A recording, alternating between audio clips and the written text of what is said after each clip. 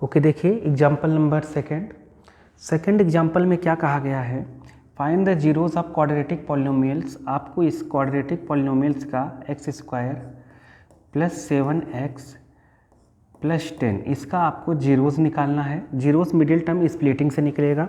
And verify the relation between zeros and coefficient. तो यहाँ देखिए क्वाड्रेटिक पॉलिनोमियल्स है तो इसकी डिग्री 2 है, जितनी डिग्री होती है उतना ही नंबर ऑफ जीरोज आते हैं। ओके, तो यहाँ पर 2 जीरोज आएंगे तो बात पक्की है, क्वाड्रेटिक है। अब इसको हम मिडिल टर्म स्प्लिटिंग से सॉल्व करते हैं। तो चलिए स्टार्ट करते हैं। तो यहाँ पे करना कुछ नहीं है, यहाँ एक्स स्क्वायर का जो कोफिशिएंट है 1 है, 10 का इंटू आपको यहाँ 1 में करना रहता है। फिर 10 का आपको प्राइम फैक्टराइजेशन करना होता है।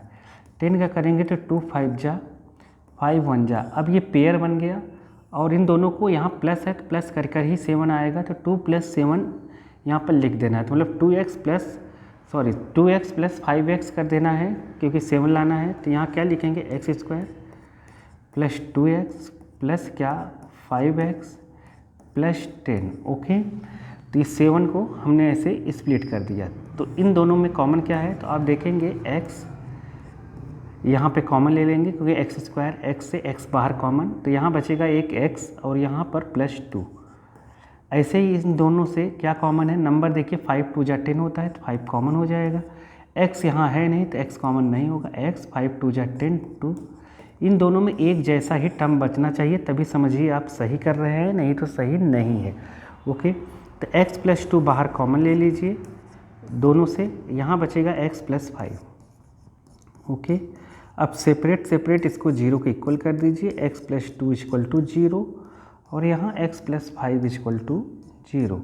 ओके, तो यहाँ x इक्वल टू आ जाएगा -2, यहाँ x इक्वल टू आ जाएगा -5। हाफ क्वेश्चन हो गया, आपको जो जीरोस निकालने के लिए कहा था। देयरफॉर जीरोस कितना हो जाएगा उसका, -2 एंड -5। ओके, ये आ जाएगा, ठीक है, ये आंसर है -2 एंड -5। अब आपको लेकिन बताना है relation between zeros and coefficient. तो हम पहले से जानते हैं कि जीरोज जो होता है उसका रिलेशन जो कोफिशिएंट के साथ होता है अल्फ़ा प्लस बीटा -b/a होता है।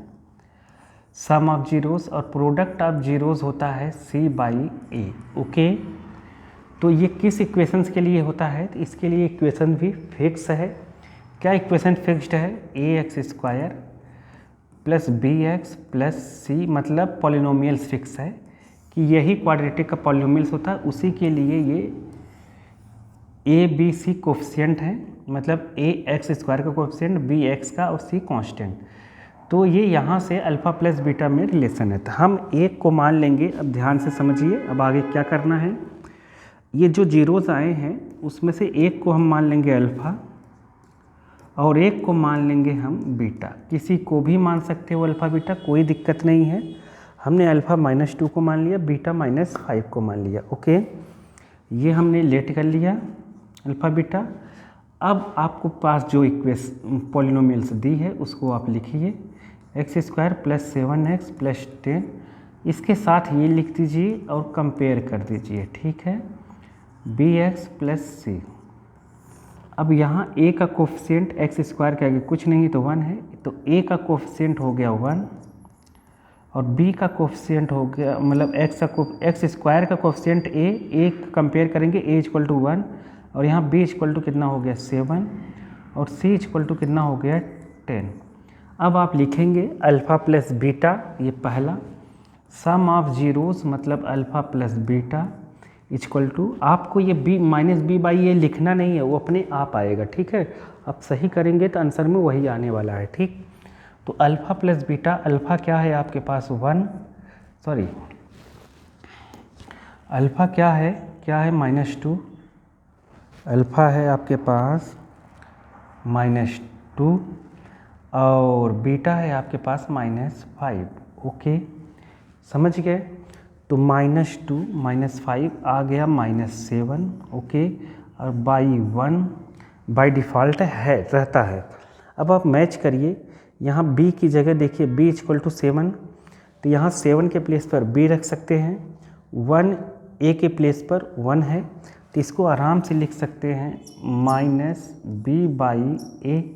ओके, नहीं समझे? यहाँ आप देखेंगे क्या कि ये माइनस मैंने नहीं लगाया, अपने आप आया हुआ है यहाँ पर -b/a। 7 जहाँ था वहाँ हमने b पुट कर दिया, जहाँ 1 आया वहाँ बाय डिफ़ॉल्ट 1 नीचे रहता है इसलिए लिख दिया a। तो वेरीफाइड हो गया ये वाला रिलेशन अल्फ़ा प्लस बीटा। ऐसे ही अल्फ़ा इंटू बीटा होगा। ओके, तो अल्फ़ा इंटू बीटा, तो अल्फ़ा कितना है आपके पास, कितना है अल्फ़ा -2, तो यहाँ रखेंगे -2।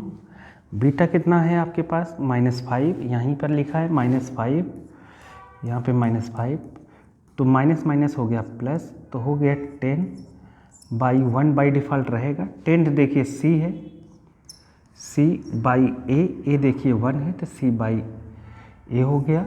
Okay, verified. अब हो गया आपका 4 मार्क्स, 2 मार्क्स, 3 मार्क्स, जितने मार्क्स का आए ये हो गया। ठीक है।